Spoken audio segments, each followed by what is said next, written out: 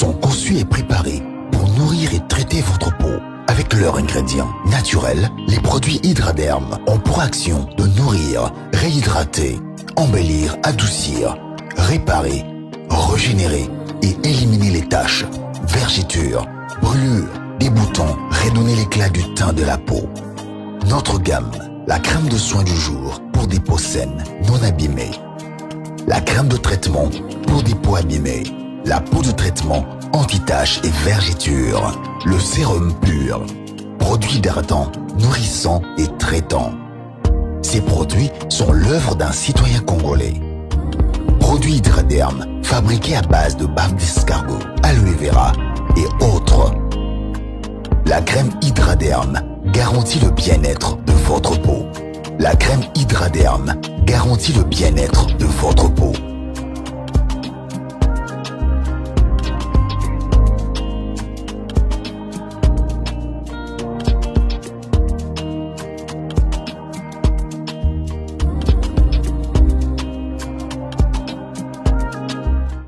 Kinshasa, Congo Brazzaville, Mbote Bisika Nyonso Bozwi Libaku pona kolanda magazine d'actualité Efrata Mag, magazine Oyo et pesera toujours information na en temps réel. Ngai webino je don HD Mwanaume na zane songo makasi ya représenter bino édition ya mukola lelo. Bengande kwaza libanda yebsaye Efrata Mag et bandi et puis boke bara toujours na ba grand Isère mais ba petit Faiser pour bazala toujours ba fuataba. Boye malamu na bantango na biso.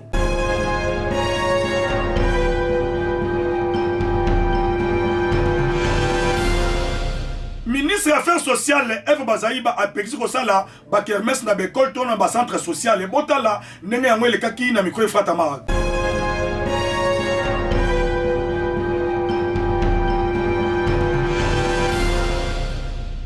Kinoa mon koto congolais moko a bosanité que mboka na biso pendant les vacances to comment vivre dans le système ya ba kermesse car si constant oyo magazine de Efrata Mag esala ba kermesse na yango to ba kermesse oyo et sale maka mingi na ba espace oyo la vide to na ba école to ba centre oyo ya formation car si na yango mwana mboka Eve Bazaïba o azali ministre des Affaires sociales ba kermesse esalema bisika bana batanga kate ezali malamu te parce que pendant les vacances bana pe bakoki koya kolanda baku ya rattrapage to makambo mususu kasi makambo kosala ba kermesse na ba place oyo bana batanga na bekol to na ba centre de formation ezali te ministre des Affaires sociales mwana mboka Eve Bazaïba alobi soki amoni batu basali kermesse na bango na école to na ba centre social esekeli koyeba ke bakokanga bango boyo kabino moko ndenge ye moko abetaki mbela na micro Efrata Mag oito vacances esika bana batangaka po tosalaka makambo ya rattrapage scolaire tosalaka makambo ya formation ya alphabétisation okomona ba espace oyo totia yango ya cour bato bayembala moko kokota kosala zando na bango tosala babar to banganda sikoyo balingi baprofite baloba mpona makambo etali lisano ya motope oyo tokobeta ya coupe du monde po bakongolais mpe bazobeta kuna tokende otala te na pekisi makambo wana te bokoki kosala yango bisika oyo bisengeli lokola na bastadium na bastade oyo ezali na commune to na baespace ya polele kasi na esika ya biteyelo te esika hôpital ya affaires sociales ezali te to ya action humanitaire nde esika na pekisi mpo na kobatela bizaleli mabe bikomi kosalema wana kosala kindumba na kati ya bisika wana komela masanga pe kolangwa babitumba ya bakuluna bazokende kubunda wana pe na pekisi po na salite okomona ekomi lokola ba poubelle milangi ya plastique kobwaka bakwanga babiloko bazolia pe nesika ya nzongo okomona ba toilette nyonso ebebi kobeba tango bana bakozonga classe bakokuta condition esi ebebi moyibi pe esalemi bakoyiba ba fenêtre bayibi ba porte biloko nyonso ya bana classe ebebi na pekisi likambo wana na komeli ba gouverneur nyonso ya province na yebisi pe ba secrétaire généraux ezala ya affaires sociales na action humanitaire ba chef de division nyonso batali bazana ba direction na ba directeur ba yebi et puis ba directeur to ba responsable ya ba centre wana ya promotion sociale nyonso ba yebi epekisami.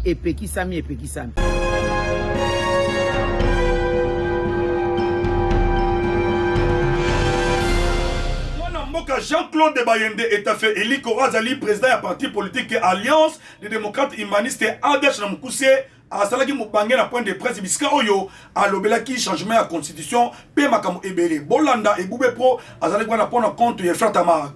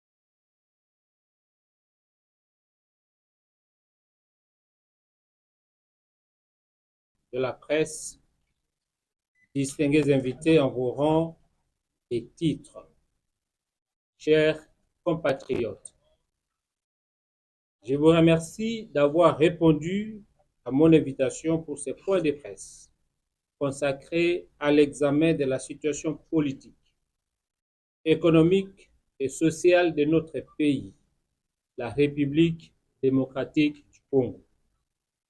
En ma qualité d'opposant républicain et membre du bureau du Sénat, il est de mon devoir de parler avec responsabilité, objectivité et patriotisme dans l'intérêt supérieur de la nation. Mesdames et messieurs, notre pays traverse certes une période particulièrement complexe, marquée à la fois par de nombreux défis sécuritaires et par des avancées qu'il convient de reconnaître avec honnêteté républicaine. En tant que patriote, le mérite du président Félix Antoine Tshisekedi d'avoir identifié et nommé pour la première fois de manière ostentatoire Urbi et Orbi, le véritable instigateur, le commanditaire de l'agression de notre pays, M. Paul Kagame.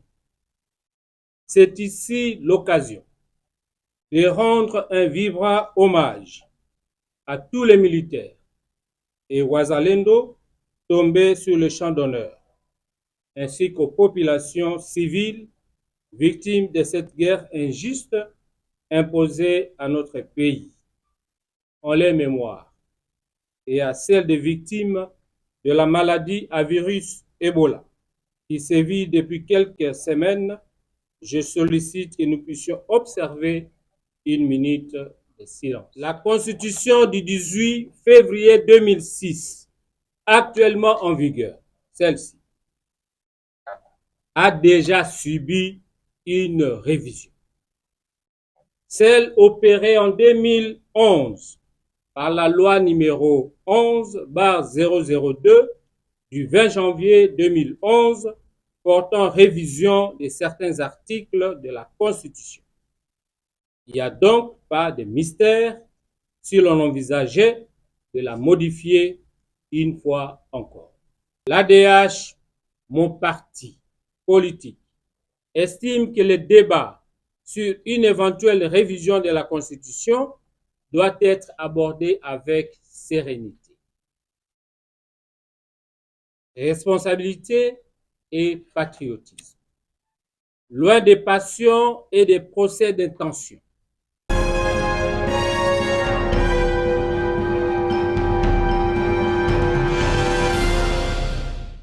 Pour lutter contre la maladie à virus Ebola, c'est un parlement des jeunes ya province ya Ituri, bazali ko sensibiliser la population na école pe bisika ebele. Botala yango ndali ko leka na micro frata mag.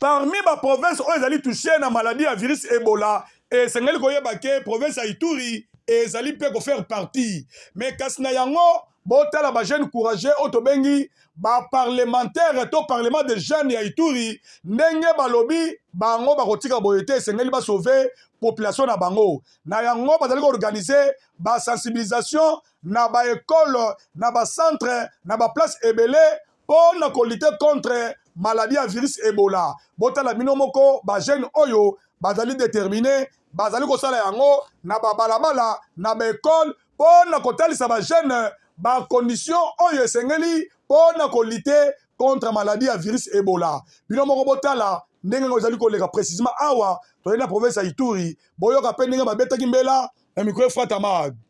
Qui dit mieux? Oui, bah, mais aussi ici bango ba respecter les barrières.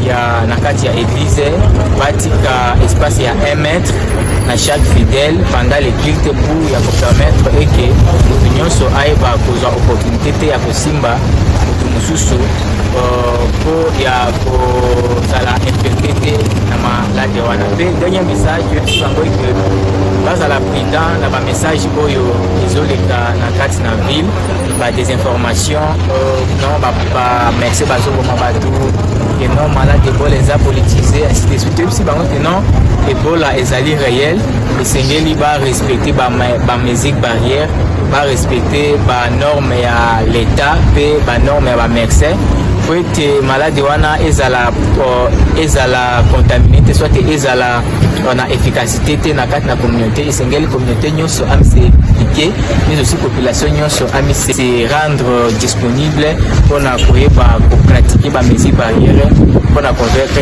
ya virus Ebola.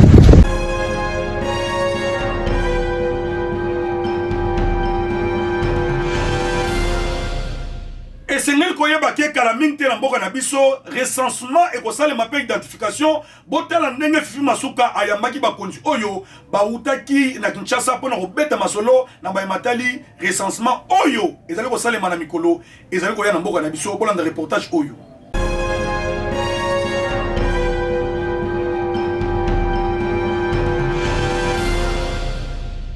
Na cadre ya musana ya itinérance ndebo ya représentant pays ya Fonds des Nations Unies pour la population asilaki ko na province ya Lualaba epa ya madame Fifi Masuka Saini Marie-Thérèse la gouverneure la plus compétente de la République démocratique du Congo sur révolution ya deuxième phase ya recensement général de la République démocratique du Congo 42 ans après kasi après masolo na bango malwa mazanga kite liboso ya bapanzi sango ya Efata magazine d'actualité générale et éducatif ya République démocratique du Congo. Madame la gouverneure, après ma prise de fonction ici en RDC Et ensuite, faire le point à Madame la gouverneure d'avancement des travaux sur le recensement général de la population et de l'habitat, le deuxième recensement général. Après 42 ans, le gouvernement de la République démocratique du Congo est très engagé à réaliser vraiment cette opération qui va permettre de connaître exactement combien nous sommes en RDC et quels sont nos besoins et d'orienter les actions de planification pour les besoins des populations dans tous les secteurs.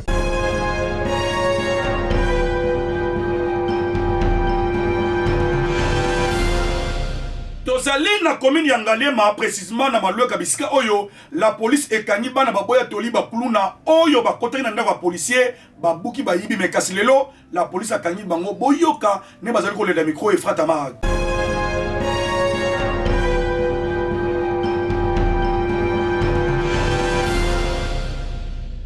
La police à proximité ya ville province à Kinshasa ezali kolala pongi te nde boye bazali kosala musala mpona koyeba kosisa insécurité oyo ezali kogangrene ville mpe oyo ezali kotungisa kinoise et kinois nde na boye bakuluna oyo basalaki désordre na commune ya Ngaliema plus précisément na quartier Malueka batiamaki maboko kasi na boye impression ezalaki te liboso ya magazine na bino Efrata Mag, magazine d'actualité générale et éducatif ya République démocratique du Congo.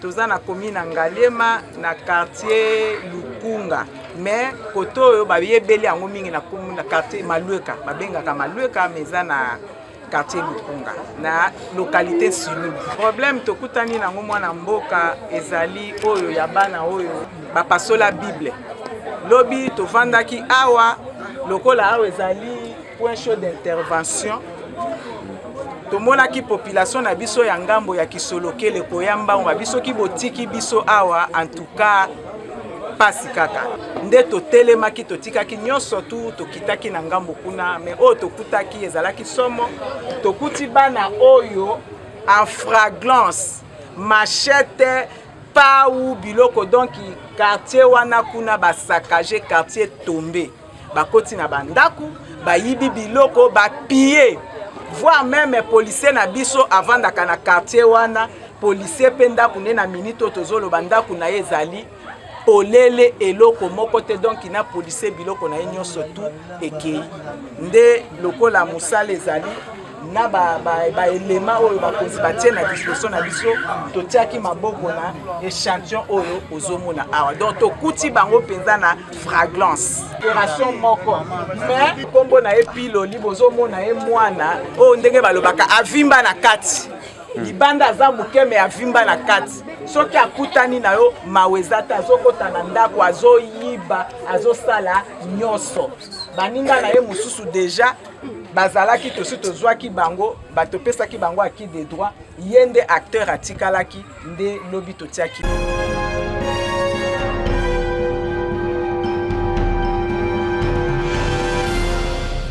Toujours Fondation Widal ya mwana mboka Guy Lwando Mboyo le grand baleine et kokisi 8 ans au service de la population congolaise bolanda ndenge elekaki na micro Efrata Mag.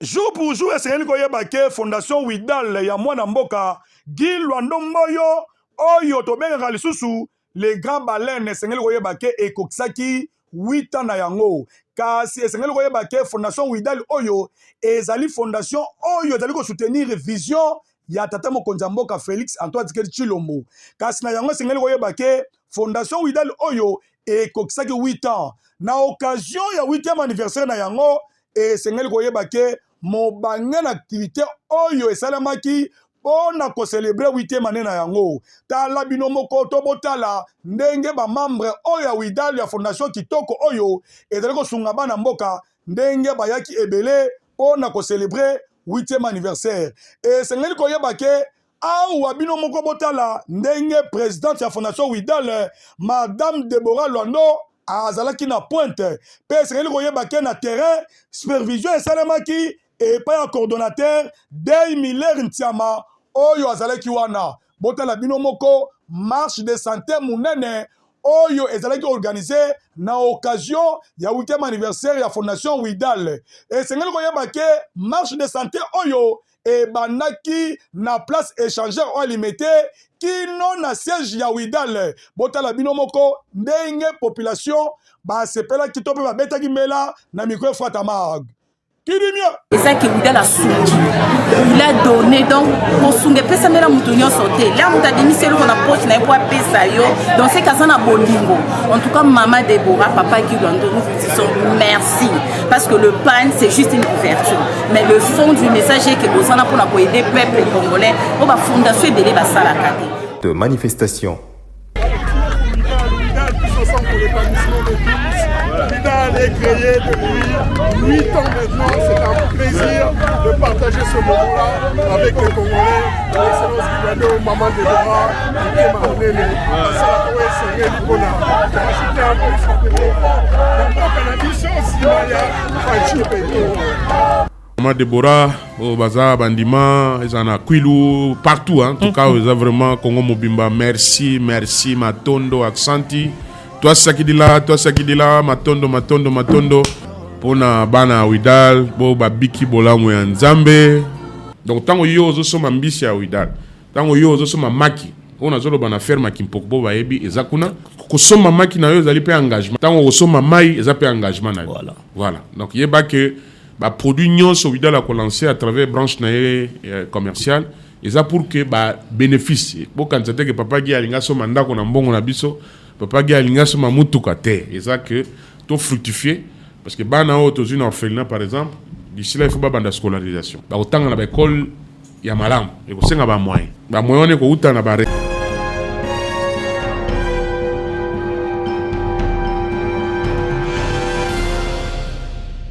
Mikolo eleka magazine d'actualité et Frata Mag Alexabino érosion oyo et bandé ko déranger banangale ma précisément na avenir révolution mais kasi le lobota la grâce à l'agence congolaise de grands travaux ndenge misala ezali ko sala maki tout ko makasi.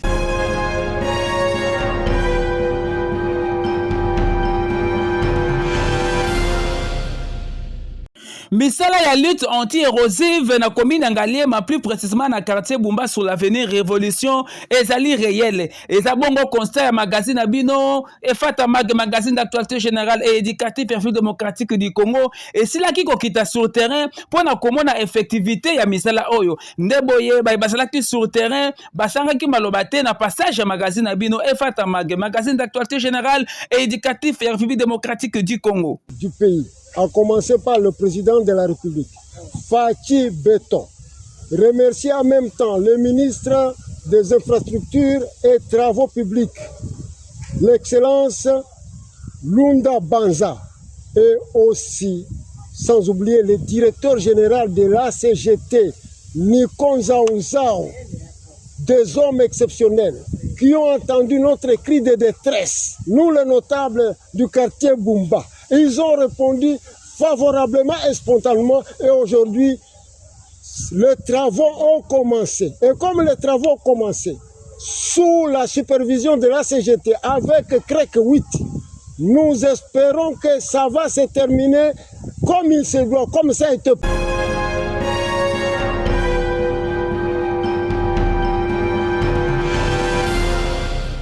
Eyeba nango mafuta kitoko hydradem papa mama yaka na lombango esisi banduta maplata makwanza mafuta oyo eza kitoko oyo wapi olanda reportage oyo. Les produits cosmétiques Hydraderm sont conçus et préparés pour nourrir et traiter votre peau. Avec leurs ingrédients naturels, les produits Hydraderm ont pour action de nourrir, réhydrater, embellir, adoucir, réparer, régénérer et éliminer les taches, vergetures, brûlures, des boutons, redonner l'éclat du teint de la peau. Notre gamme, la crème de soin du jour pour des peaux saines, non abîmées.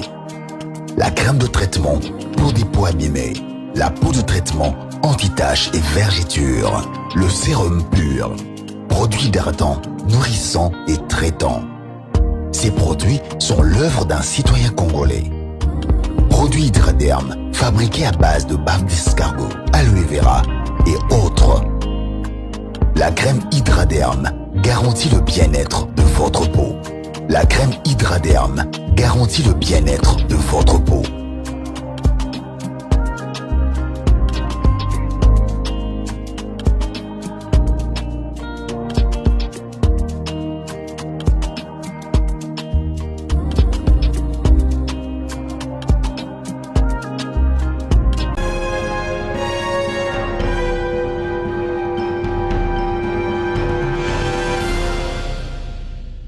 nayebi ke bozalaka toujours ebele mpona kozela rubrique na bino pesa makanisi lelo HMMID abombeli biso makanisi nini bolanda reportage oyo.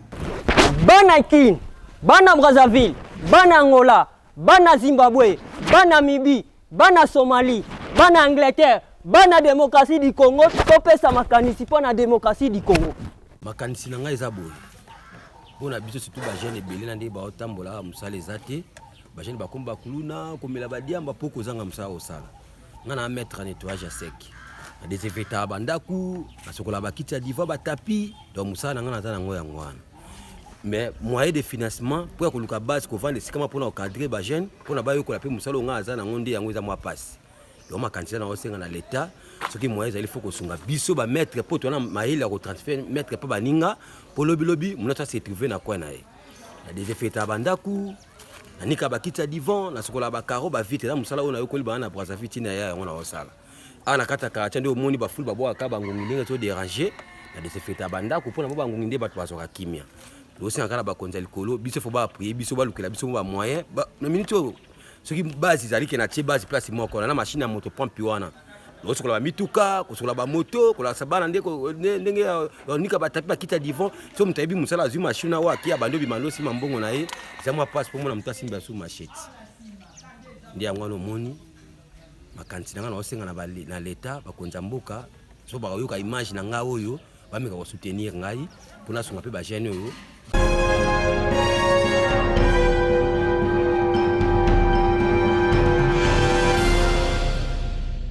Rubrique na bino pesa makanzine la sarake magazine de date frata magia mkola lelo et comme nango na suka ngai wa bino jedo acheter mwana ume lakini c'est mon magasin représenter bino édition ya mkola lelo bo tika na ngo pesa mote pa cordon national pe international ya magazine oyo bravoure chimanga c'est ngo yeba ke réalisation simamba nango et pas ebube pro balinga ba bomaye kasi ba kokiete ba fanda balia batamona nzambe kasi ba yeba kitazaki mwana nzambe. Mais ngai Gédéon na lele ya trop mbote lisuna ba partenaire nyonso oyo bazako soutenir magazine oyo mbote na gilo nomboyo parce que ye azala toujours les grands baleines mbote lisusu na Mahoma Gonda o azali partenaire numéro 1 mbote na yemoko Jean-Claude Bayende etafe eliko balobi motoli bosso mbote na yo Cher Joli Luzolo na lele ya trop wana zala gagner petite sœur propre ya honorable bakwabia Unteba wana pena grand frère nanga propre ambote na yo soki na bwaki yo te to benga ina pokwa parce que kuna bazala monga ba fuataba lisusu kirimia